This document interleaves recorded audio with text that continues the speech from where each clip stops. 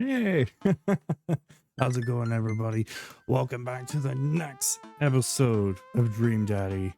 I hope that you guys are excited as I'm excited. I'm also a little nervous for Amanda here. I'm getting hot for this. All right, just a moment.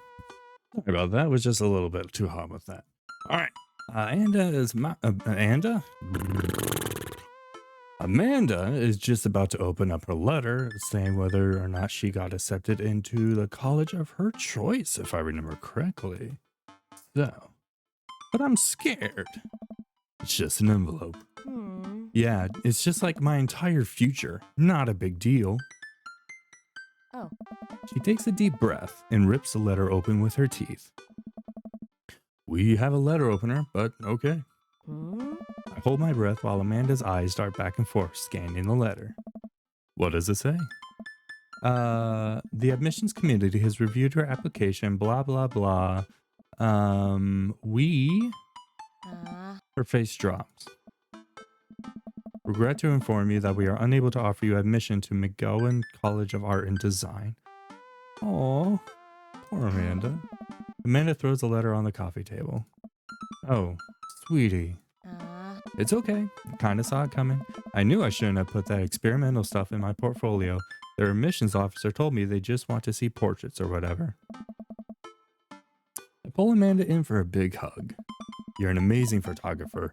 I know how much work you put into your portfolio. Some other school is going to want to snatch you up for sure. Yeah, I know. It's fine. Are you actually fine, or are you just saying that? I'm fine. Really. Her face says the opposite, but I probably shouldn't push her on this. Oh, and before I forget, Emma R and Emma P are sleeping over tonight. Wait a minute. Someone's a bedwetter and I don't remember who it is. Dad. So, you need me out of the way because I'm painfully uncool? I would choose more delicate phrasing, but yes. Knock that smirk off your face. Well, I'll have you know that I conveniently already have plans for tonight, so you'll have the new place to yourself. Yeah? What are your plans? Quick, think of plans. I'm secretly the mayor of the town. Gotta attend the union meeting. I'm going clubbing. Mayor of the town, 100%. Amanda, the town needs me. I need to perform my mayoral duties. I must don my top hat and wear my monocle so that I may preside over my mayor's stuff. I think you're thinking of the guy from Monopoly. He was a mayor, right? He was not. Right. I'm just kidding. I'm actually going to go out and watch the game. Nice. Which game? Ah, shit, we're in too deep. You know, the game. The one that's on tonight. The game on TV at somewhere other than here. Okay, cool. While you do that, I'm going to do drugs and commit some light arson with the Emmas. I'm concerned you're hanging with the wrong crowd. Amanda shrugs. I would have expected you guys to be up to white-collar crime by this point. Maybe money laundering at the least. I'm a street rat, Pops. You're kidding about doing drugs and crime, right? Yes, Dad. Just making sure. I give her a pat on the head. Have fun with your sports. Are you being sarcastic? No, making fun of sports is played out. Alright then. I do some light cleaning around the house and decide to clear out right before Amanda's friends arrive. Before I leave, Amanda stops me. Hey, don't forget that you have that meeting with my English teacher tomorrow. Oh right, Mr. Vega. Yep, totally remembered. I'll be there. No, fuck that guy. Wow, I guess I really didn't think this plan through. I'm not entirely sure where the closest bar is, and Amanda still hasn't shown me how to use the GPS on my phone, so I'm just going to pick a different direction and walk in it. Fair. Let's go this way. Cool. Okay, we're marching in the direction of the game. Any game, really. In the distance. Could it be Jim and Kim's? A big burned out neon sign hangs above a tiny dive bar. Jim and Kim's, huh? Alright, it'll do. The bar is small and dimly lit. The crack of pool balls sound in the back as patrons laugh and joke. A string of multicolored Christmas lights hover above the bartender. I can't tell if he's Jim or Kim. I pull up a seat at the bar. What'll it be? 1 beer, please. Sure thing, boss. The bartender slides me an ice cold beer. I take a sip and enjoy the refreshing taste. Say, are you Jim or Kim? I'm Neil. Ah, fuck. Oh. I awkwardly turn my attention to the game, which is playing on one of the TVs on the wall. As luck would have it, my team of preference is not only playing, but is currently in the lead, which is always a good thing. The brightly colored mascot, which is some kind of animal, does cartwheels. I silently cheer on my favorite team, hoping that I don't get into any confrontational arguments with a fan of the opposing team. Several people in this bar are wearing the distinctive colors of the team I dislike, although I believe from their demeanor that, like me, the passion for their team is all in good fun. Middle-aged woman holding a nearly empty wine glass sidles up to the bar and sits uncomfortably close to me. I agree. Hey, sailor? Oh, hello. Your name's Mary. Good to see fresh meat in here. I don't like that phrasing. I'm Mary. Come here often? Oh no, I actually just moved to this part of town today. I'm Wallace, by the way. Are you watching the game? Yeah, my preferred team's in the lead. If they keep this up, they'll win the game with ease. Oh, I love that team. I also love that game. I love someone who knows their way around balls. Sus as fuck. Getting the impression that she's a little drunk. Buy a gal a drink? I'm good, Mary. From the look of under your eyes, the wine glass. I'm not sure if that's actually wine or just blood. I think Mary might be a vampire, although that cross on her around her neck doesn't really. No, we're not buying Mary a drink. Maybe some other time? Suit yourself, sailor. Mary saunters off, setting her sights on the newest bar patrons enter. I happily watch the game over another beer. The game has gotten close in terms of points, a little too close in what I'm comfortable with. After a particularly skilled player scores a number of points for the other team, putting them in the lead, I hear an affirmative grunt from another man at the bar. Go team. It's the brooding man from the coffee spoon. Oh God, it's it's another vampire. He sits alone, sipping whiskey and watching the game as well. Enjoying the game? I am, now that we're winning. Oh, we must be rooting for different teams. In my opinion, my team is far superior. I don't like you. I have to disagree with that. Based on our win-loss record, I'd say that my team is superior. That's where you're wrong, since as it stands right now, my team is beating yours. Conversation ends there and we both go back to silently rooting for our respective teams. The game is close, both sides playing their hardest to win, but in the end, my team prevails. Cute guy! Quiet cheers ripple throughout the bar. I raise a respectful glass of the man drinking whiskey. He raises his in response. An unspoken truce is formed between us based on mutual love for the game. He motions to the bartender who pours 2 glasses of whiskey. The man slides one over to me. The name's Robert. You sure it's not Vampy? Thanks, I'm Wallace. You must be new here. Mary already hit on you? Yeah. Robert chuckles. She's a peach. Well, you picked the best bar in town. As slimy as it is, you'll never find a better spot than Jim and Kim's. Is there actually a Jim or Kim that runs this place? No, that'd be Neil. Neil waves from across the bar. Good guy, Neil. Not enough Neils in this world. Quit trying to make me like you. Okay. You a whiskey fellow or a beer fellow? I wonder if I had named my character Neil, whether that would have elicited a different response from him. An Easter egg, if you will. Beer, but I'll drink most things. You like shots? Ooh, shots fired. I know he likes shots, but they're okay. I like shots. Thank you. Robert nods to Neil, who serves us 2 shots of whiskey. He hands one to me. Here's here. Ah, fuck. I have that meeting with Mr. Vega tomorrow. We take the shots. The whiskey burns going down, but I try my hardest to look tough. Wait, I think this is what making friends is. Okay, Wallace, this guy is out of my friends league. I think if I play my cards right, we'll be pals in no time.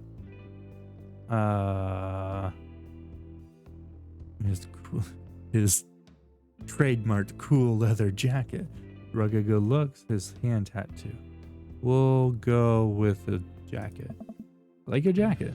Thanks. Been in my family a long time. Passed down from firstborn to firstborn. Cursed, some would say. Man, this guy's mysterious and cool. Way cooler than I am, at least. Robert signals to the bartender for another round. What are you doing here tonight? Trying to make friends. Kicked me out of the house. Running from a problem. Yeah, trying to make friends. New in town. Figure it might be good to put myself out there. You seem pretty cool. The key to being cool is acting like you don't care about anything, but actually care very deeply about everything to the point where it's debilitating. Okay. Really? Robert downs the rest of his drink. Of course not. He gets up. Be right back. Gotta powder my nose. Never seen Robert this talkative. He must like you. I guess so. You gotta admit that Robert has a gruff charm to him. If a guy like that thinks I'm cool, then I really must be. Robert comes back from the bathroom and grabs his leather jacket. Gonna go home. You headed my way? Robert and I leave the bar and find ourselves walking in the same direction. Live in this cul-de-sac down the way. Does everybody live there? Me too. We just finished unpacking today. Great place to be. Good neighbors. Well, some of them. Yeah, Joseph's kids are kind of creepy as fuck. Who's that? We get to Robert's house, which is a few houses away from mine. We stop and he turns to me. I don't kiss and tell, Wallace. So are we doing this or what? What? Hey. You know, do you want to come inside or not? The wave of realization rushes over me. I blush.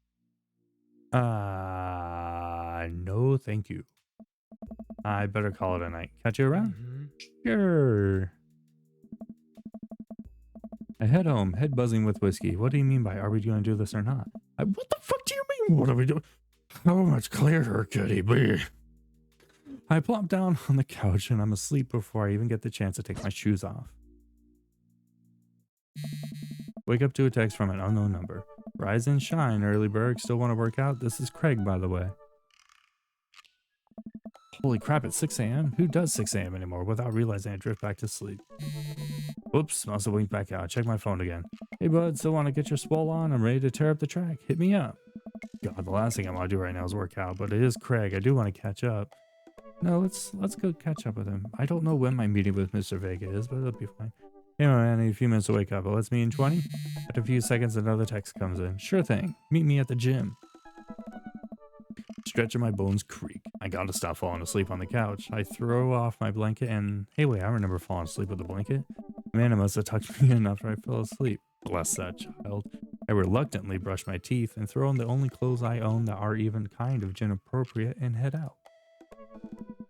The neighborhood is quiet and serene this early in the morning. Birds chirp and the grass is still wet with dew. Surprisingly, the gym is pretty crowded. I spot Craig standing out front, stretching, of course. He spots me and waves enthusiastically. Oh. Hey, bro. Hey, bro. Good morning.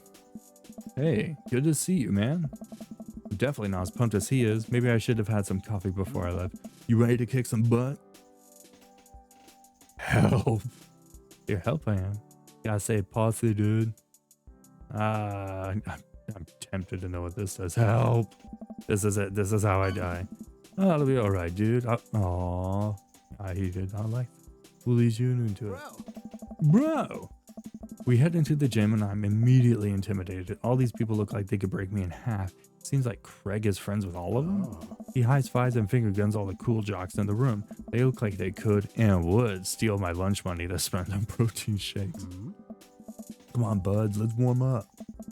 We head over to the treadmills and start walking.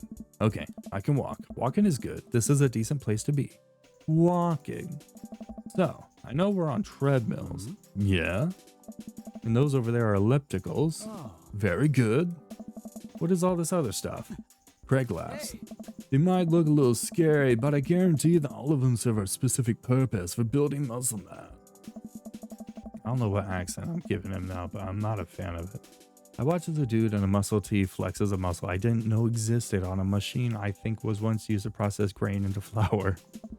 What is that? Why is that guy doing that to himself? That's a good question, bro. What do you think he's doing? Trying to crush people's skulls with his thighs, using a medieval torture device, praying to some sort of pain god, crushing people's skulls with his thighs. He's trying to make his thighs so strong he can crush people's skulls with them. Yeah, it's pretty much the only reason I work out. Oh no, Craig is sure. Oh god, Craig is turning up the speed. I better do the same. How long have you been doing the buff thing? Couple years. And what do you do when you're not dadding or working or buffing? I coach my twin softball team. It still counts as both dadding and buffing. I keep busy. What do you do for fun? Love learning. I try to live as close to the Jimmy Buffett song as possible. I check out my hot bod. I do like learning, actually.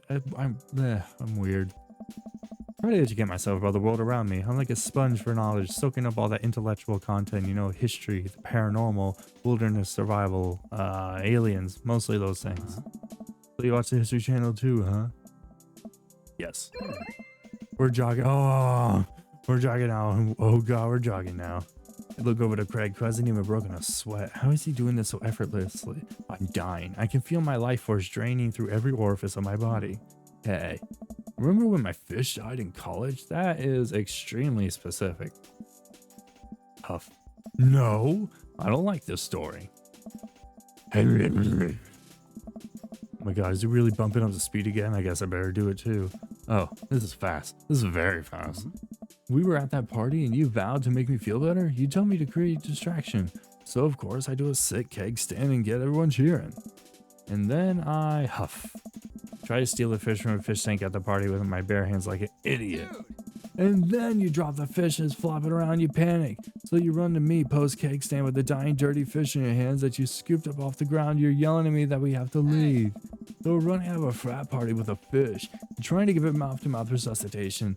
We get him home and get him to a bowl of water, but the prognosis was grim. The next day, he's alive and well. Bro. They never did catch the great fish thieves of Grand Ridge U. And they never will. I shoot off at the end of the treadmill and crash into the wall. Jesus, that hurt. Hey. Dude, bro, are you okay? Craig offers me a hand and looks me over for injuries. I'm fantastic. Managed to stand up and rub my back. Doesn't hurt now, but I'm sure it will later. Oh. You don't have to push yourself like that. Always know your limit. Well, I think I might call our gym adventure here. You sure? We've been here for like 5 minutes. Yeah. Oh. Alright, well, here. I brought you this. Craig hands me a shaker bottle full of thick green liquid. Stare at it with what must be apparent distaste. It's a protein shake, bro. Oh. An avocado. Thanks. Thank you. He wants me to drink it. Oh boy, here goes. Take a small sip. It's actually delicious. Wow, this is really good. Bro. And good for you. It's my special recipe. I'm pretty proud of it. It's got vodka, kerosene, green food coloring, and morphine. Hey. All the eens. Let me know if you ever want to work out again. Maybe we can try running around the neighborhood if treadmills aren't your speed. No pun intended, bro. Good one. Well, I'm gonna go put some ice on this everything. I'll see you around. I leave the gym feeling ashamed. Greg used to order delivery from the pizza place across the street from our dorm, and now he can run circles around me. Literally. Man, I gotta work on this dad bod. I get home and I lie down on the couch. It hurts to move. Oh god, I'm so old. Oh no, I must have fallen asleep. What time is it? Shoot, it's 3:55. I'm supposed to be at Amanda's school in 5 minutes. Frantically put on some clean clothes, apply a generous amount of deodorant, and run out the door.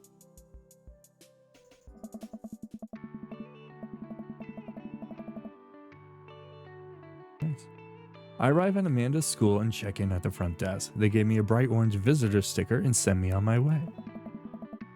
Barely awake and feeling pretty haggard, but hopefully nobody will notice. Check my watch and I'm relieved to see that I'm only 2 minutes late. Wait, was it 1:03 or 1:08?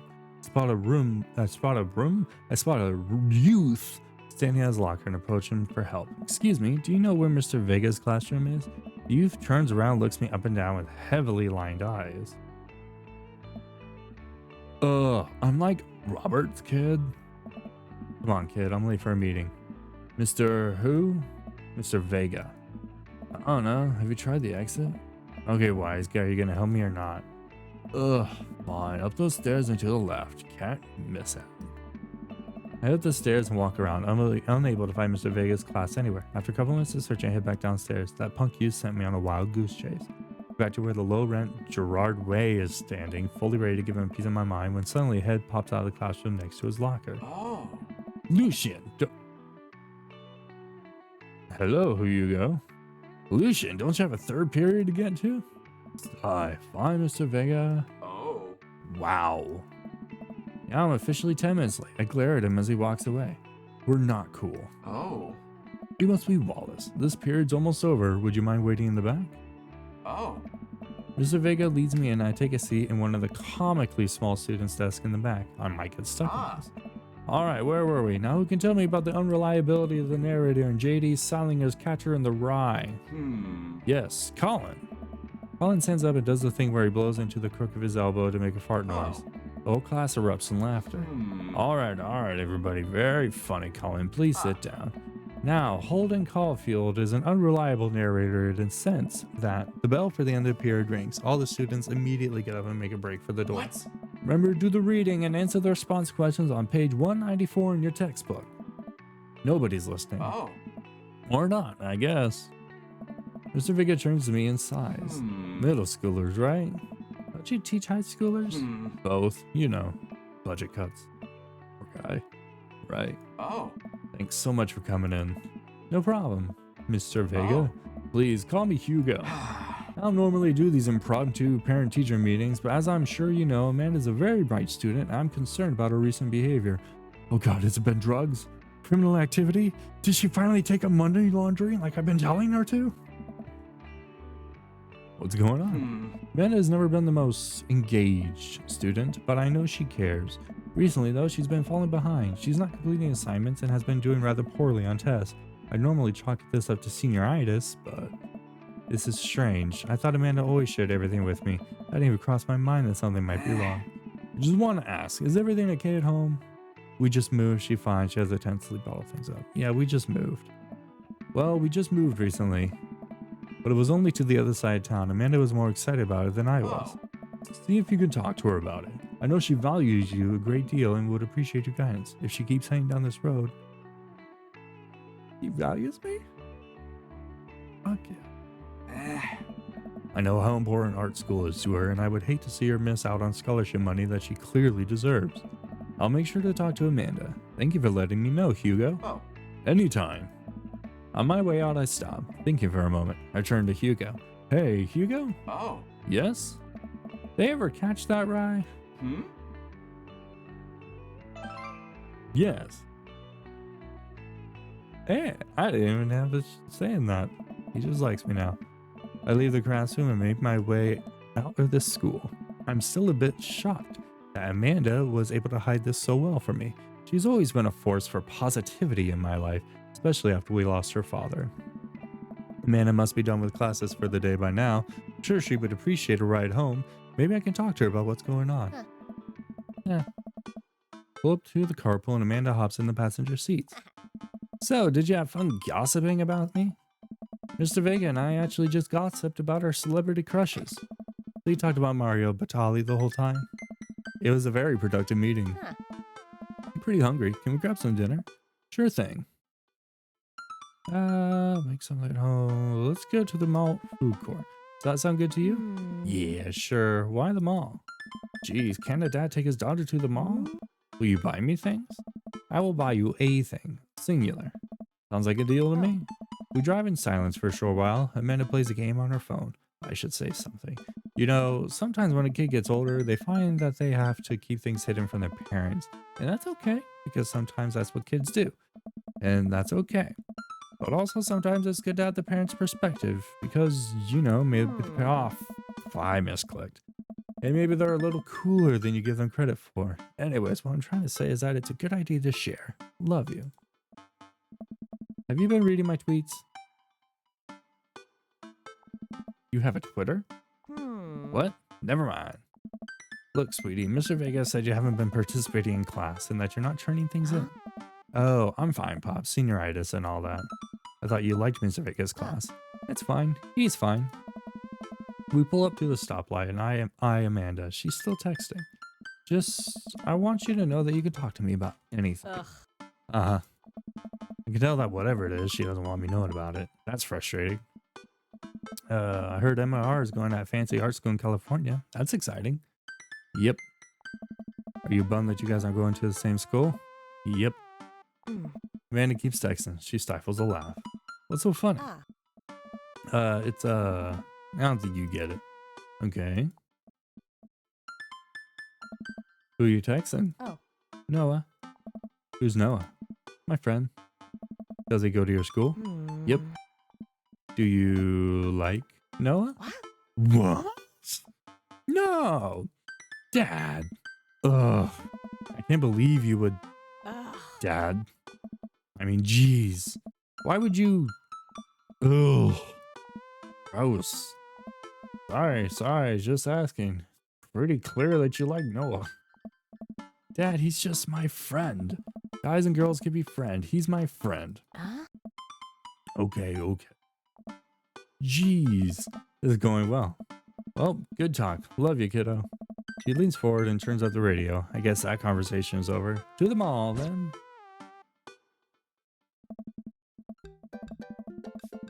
We arrive at the mall, a big indoor shopping center with a couple different floors. Kinda dead, but that doesn't stop a mall security guard from yelling at a group of loitering teens. Let's eat something disgusting for dinner.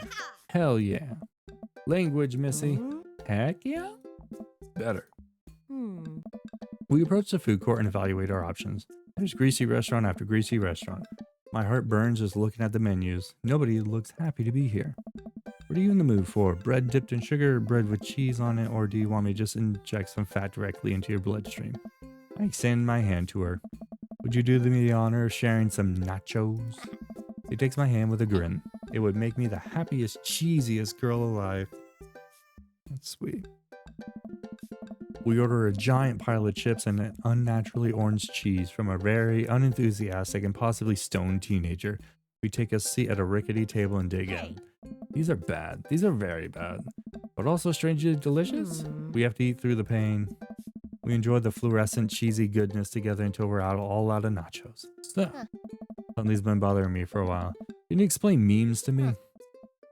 Ugh, which meme? All the memes. Amanda sighs deeply and places her head in her hands. Dad, it's complicated. See, memes are inside jokes shared by a bunch of people that get less funny the more people do it. So the problem is that by the time a meme gets to you, Dad, all us youths have already done the joke to death. And what's worse than that is that movies and TV and video games will try to jump in on a meme train, but just based on how long it takes to make them, the meme will be long dead by the time it comes out. So it just dates it and it isn't funny. Oh shit, what up? Dad, please. Anyway, changing the subject. Where to now? Want to go to that goth store? What? You know, the one that's all black and tries to establish itself as an anti-establishment despite being the exact representation of the establishment? I don't know what store you're talking about. You know, the one where you can buy your chain wallets and it's basically an assault on what people fought so hard against in the punk and hardcore movements in the 70s and 80s? Dude, you gotta be more specific. The one you threw up in that one time. Oh, that one! Amanda, God, it's the fucking Spencer's. Amanda runs into the store with me trailing behind her. She makes a beeline for the back. There it is, you can still see the outline, kinda. I'm so proud? Speech. Amanda. Speech. Alright, I'll do it if you stop chanting. Amanda stops immediately. Clear my throat. Thank you all for joining us here today to commemorate an historic moment. This should be a historic moment that would forever shape history. On a day very much like today, some 5 years ago, our very own Amanda Ann Waterberg had too much blue raspberry slushy on an outing to the mall. After begging her father to take her to Dead Goth and Beyond to buy rainbow suspenders, she proceeded to throw up all over a display of My Chemical Romance merchandise. Nice. Her loving father then had to pay for said merchandise, which to this day remains in our possessions. Thank you. Amanda has moved. She begins clapping, slow at first, then faster and more vigorously. Several other patrons turns their head. One of them also starts clapping. I bow my head. Oh hey, chain wallets. While Amanda busies herself looking at band t-shirts, I try to find something of interest to myself. Not much for her dad to look at in Dead Goth and Beyond. Here's the band t-shirts, look at ironic merch, check out the clearance print for hot deals. Look at band t-shirt. Barely know any of these bands. Cannibal Bone Party doesn't seem like music I enjoy, but they must be really happy that a retail outlet is carrying their merchandise. I hope their parents are really proud of them. Look, this is very important to me. Over here is oh my god, it is. Why are we meeting all the vampires today? I overhear a stifled argument over at the cash register. An older gentleman is carrying a garment and showing it to a bored-looking cashier with pink hair. I can see that. Don't know what to tell you, dude. I just work here. Listen, when I bought this online, the website said this blouse was Victorian inspired. However, when I received it, it clearly held the trademark of Edwardian dressage. You want a coupon? I can give you a coupon. Will you leave if I give you a coupon? Is there a manager present? People have to know what they're buying. I am the manager. I see. Well, it would seem that I have outstayed my welcome. Good day, shopkeep. Your superiors will receive a strongly worded letter by post. Ugh. Whatever, dude. The man whirls around, storms out, his literal coattails trailing behind him. I can't tell if they're Victorian inspired or Edwardian in nature. Amanda trops up to me with a t-shirt in her hand. Oh boy, here it comes. Hey, Dadtron 5000. Oh, why do you look so sad? Yes, I'll buy it for you. Wow, that was easy. Thanks. At least it's only one this time. Amanda plops the shirt onto the counter, grins at the cashier. I love your hair. Cashier says nothing and rings Amanda up, radiating hatred. I hand her 20. So what was that guy's deal? Cashier rolls her eyes so hard I'm worried she'll pull something. That's Damien. He's in here all the time. He's obsessed with Victorian fashion or whatever. She hands Amanda back, and it's clear the conversation is over. We make our way out of the store and head home to get some rest. I need a drink.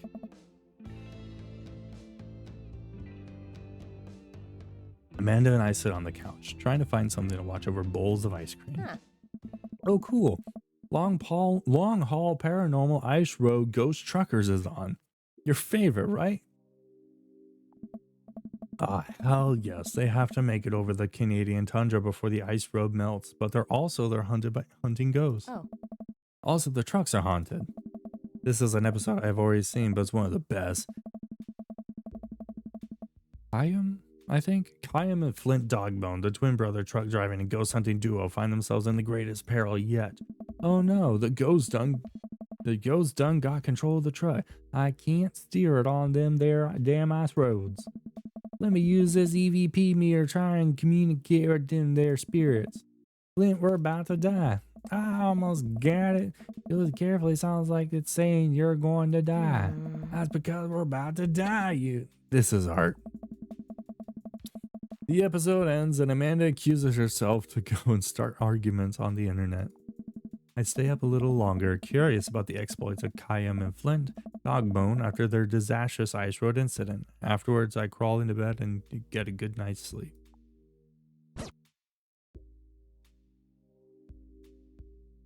Really? Morning, sleepyhead. 5 more minutes. You have never, ever let me have 5 more minutes, so get up. Fine. We have cereal for breakfast and spend the morning putting together furniture. Amanda is much better at interpreting the tiny manuals. We're able to put together a few shelves on one desk, but I'm pretty sure it was supposed to be a bookcase. So, you excited for the cookout today? So I beef up my grilling skills. If there's food, I'm excited. There's food, I'm excited. I'm all over those terrible store-bought sugar cookies that everyone brings to the party. Yeah, those are bad. It means that there are more for me. don't you want to meet some of the people in the neighborhood? I'll probably end up standing uncomfortably in the corner with a plate of food and hope that nobody talks to me. Dad, you're a beautiful work in progress. We'll get that butterfly to emerge from the cocoon. The social butterfly. Well, we better start getting ready. We definitely don't want to be late. Whoa. What? No, we have to be fashionably late. Who shows up to a cookout on time? You know what? We're going early, just because you said that. I head out the door and Amanda reluctantly follows. We walk across the street to Joseph's house with a store-bought veggie plate. I'm a terrible cook if it doesn't involve a grill. That's a nice backyard. I guess we're not as early as we thought we were. Joseph's backyard is already packed with people and the smell of hot dog wafts through the air. Small children run through a sprinkler and adults chat in small clusters. I set our veggie plate down on a table next to 2 other veggie plates. Huh. Hey, there's Joseph. I wave to get his attention. The moment he sees us, he jogs over, arms open wide. Welcome. I'm so glad you two are here. And you brought veggies. Let me introduce you to my family, kids. Come on over here. This is Chris, my eldest. Hi. This is Christian and Christy. They're twins. They stare creepily and say nothing. Then, of course, there's our youngest, Krish. Wait, where's Krish? Maybe Mary put him in his crib. Oh, is Mary your wife? That explains the dead look in the children's eyes. Oh no, it's a woman from the bar the other night. What is she doing here? Oh, and how can I forget my lovely wife, Mary? Hey. Joseph pecks on her cheek. She smiles. Ah, Mary, sweetheart, did you put Krish to bed? I'll have to go look for him. What? You'll have to... Joseph takes a moment and regains his composure. Mary, this is our new neighbor, Wallace and his daughter, Amanda. I'd shake her hand, but I have a glass of wine that I need to tend to. I love her. No, you don't, Amanda. No, you fucking don't. Nice to, meet you, Mary, for the first time. Charmed. Well, I have to go over there now. Mary leaves. Oh God, this is so awkward. I wonder if Joseph knows. I wonder if Mary knows that Joseph knows. I wonder if Joseph knows that Mary knows that I know. It takes all my energy not to run away from the barbecue and start fresh in a new city. Ha ha ha, my wife has a wonderful sense of humor, but please, you two enjoy the barbecue. All the guys are really excited to meet you.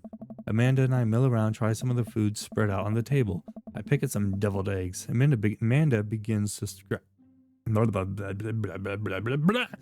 Amanda grabs a small paper plate and immediately begins piling it with baked goods. Look, I don't want to have to make friends.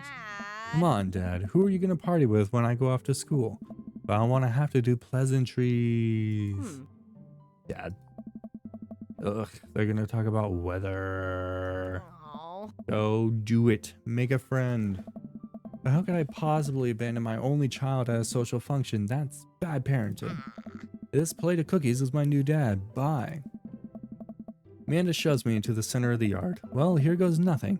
I look around the party and am surprised to see some familiar faces.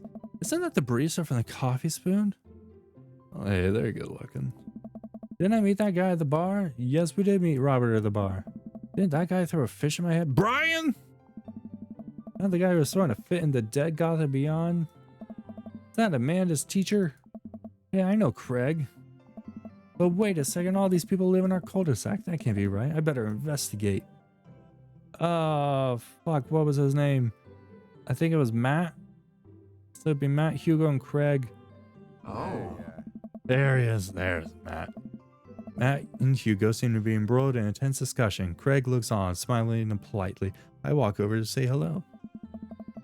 I don't think it's fair to try and compare two art movements like that. Periods in art only exist because they are a unique byproduct of the social and political climate of a time and place, and try to take something like, say, the Rococo period, I think is how you pronounce it, and compare it to postmodernism in America. You're completely disregarding the context in which a work of art is created. Matt and Hugo seem to be so busy talking that they don't notice me. Craig leans in. Dude, I have no idea what's happening. Sure, I'll talk to Craig. Turn my attention to Craig, who seems a little more attentive to my existence. How'd resistance training go the other day? Great. Little River here is a great cheerleader. Aren't you, tiny bro? Craig grabs River arms and waves him around. You can do it, Dad. I'm so proud of you. I'm sorry for pooping on you. She must be a handful at that age. Oh, they always are. Hey. That's so worth it. Craig grabs the river's arms again and waves him around. Also, I'm sorry for throwing up on you, Dad. How's you settling in? Almost done. Still a few odds and ends to take care of before I can really call myself settled, but I think we can upgrade the situation to livable. We did livable throughout the entirety of college. Yeah, my goal was for Amanda to live the sort of life that didn't involve eating spoonfuls of ranch dressing as a palate cleanser between different types of pizza. I like ranch dressing. That's a bit much. She still does though. Okay, yeah. As long as everybody's happy. Hey, she takes after her dad. Wallace, how are you liking the neighborhood? Pretty nice. Everybody's been super friendly. Seems like your daughter is fitting in just fine. Matt points across the yard to where Amanda, Daisy, and another young girl are playing. They're all sitting cross-legged in the grass, picking weeds and weaving them into little flower crowns. Pretty adorable. The girl I don't recognize jogs over to us. Hey. What is it, sweetheart? It's a flower crown. I thought you'd look cute in it. Hey. Aw. Well, there's only one way to find out. Matt takes a flower crown and places it on top of his head. Oh, he's adorable. Am I cool now? The girl stares at him, thinking it over. Nope. But you're slightly less uncool than you were before you put it on. Huh. Hey, Wallace, this is my daughter. Hello. I'm Carmencita? Carmencita? I'm hoping I'm pronouncing that correctly. Amanda comes over with Daisy in tow. Dad, look, I'm making friends. Are you making friends? You better be making friends. I'm gonna fucking crush you if you're not making friends, Dad. Yeah, actually, Amanda, you remember the cool barista from the coffee shop? My old college friend. And, your teacher. Huh? Oh, hi, Mr. Vega. I didn't realize we were neighbors. Oh. Yep. You still gonna get me that overdue term paper? Great seeing you. Amanda finger guns her way out of the conversation like a champ. She learned the finger guns from me, by the way. I'm very proud. She's definitely a charmer. Speaking of which, where did my son go? Sweet man. Hugo looks around the park. What? The fuck did they just say? Hugo looks around the party. He must finally spot him because his eyes go wide. Sweet Manchego. Sweet Manchego. Huh. Ernest Hemingway Vega, are you smoking? Oh. Ernest is holding a lit cigarette. Nope. I see Ernest across the way. He casually takes a long drag of his cigarette and then flicks it into a gun. Unbelievable. Excuse me. Hugo marches over to Ernest and I turn my attention to Matt and Craig. Kids, right? Hey. Man, I do not envy Hugo. Last barbecue we had, Ernest tried to shove a sparkler down Joseph's pants. Nearly burned down half the yard. Oh. In the barbecue we had before that, he actually burned down half the yard. And then it spread onto my yard and burned down half of my yard too. Hugo walks back over to us, practically dragging Ernest behind him. Hey everybody, sorry about that. Wallace is my son, Ernest. Hello. Ernest looks away, sulking, his hands shoved deep into his pockets, through another dimension in which he has 1,000,000 more cigarettes. Hugo nudges him impatiently. Hey. Nice to meet you, Ernest. What grade are you in? Doesn't matter. Ernest. Okay, I'm in 8th grade. God, are you happy now? I'm sure you were just dying to know. Yeah, good for you. Can I go now? Tired of talking to old dudes who blame me and my generation for their failing economy. Yeah. Ouch. Ernest. Oh yeah, because I'm totally embarrassing you. Kinda, actually, yeah. Ernest puts earbuds in and storms off to the stand in the corner. Well, that was certainly something. He seems nice. Hugo puts his head in his hands and sighs. I'm so sorry. He's having a really tough time. As much as I want to be the cool dad, I have to be the authoritarian dad, and he clearly resents me for it. Nice. I mean, I think as a dad and a teacher, that's about as authoritarian as you can get. Honestly, are any of us cool dads? Is it even possible to be a cool dad? What? I'm as cool as a cucumber. Hey, See, that right there. You can't say that. Why not? It is cool as a cucumber no longer PC or something? My kids think I'm cool. But for how long, Craig? How long do we get to be the cool dads? I don't know. I think we just have to accept the fact that as dads, we become the machine we once raged against and accept our fate to unironically wear socks with sandals. Your kids may think you're cool now, but the moment they hit puberty, you're doomed. Amanda's 18. She still thinks I'm cool. Yell across the yard to my daughter, Amanda, I'm cool, right? Amanda just laughs. She keeps laughing. I see your point. Oh no. Much as we all want it, I don't think it's as important to be a cool dad as it is to be a good dad. I like that. We can't all be best friends with our kids. It just doesn't work. I mean, look at me and Ernest. Oh. Our job as parents is to make sure our kids turn out okay. Yeah, you're right. But it'd be nice to have it both ways. Hearing these guys talk about this makes me think of my relationship with Amanda. We get along so well, but there might become a time when we won't be like that. College when that happens. Don't let us eat up your time, Wallace. Go meet some of the other people around the neighborhood. But I want to talk to Matt. No! No! No! Well, this seems like the perfect time to say that we are going to call it for this episode. Thank you all so much for joining me. And I hope that you guys have been enjoying this so far. And as awkward as I make this, trying to be a cool dad myself. All right. All right. I hope you guys enjoyed. And as always, I will see you peeps in the next one. Bye, everybody.